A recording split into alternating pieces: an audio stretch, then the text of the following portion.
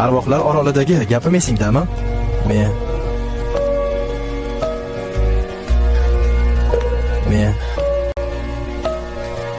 hech qachon seni tashlab ketmayman deb aytgandim.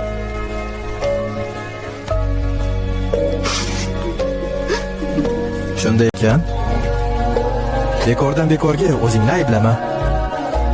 Meni o'ylaganda o'zingga g'amxo'rlik qil. Bu meni senga so'nggi iltimosim.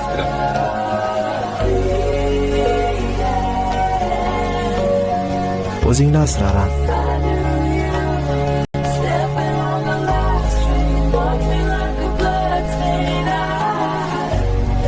Aytgancha bu xabar 10 soniyadan keyin o'chib ketadi. Hazil bu. Har doim shu gapni aytgim kelgandi.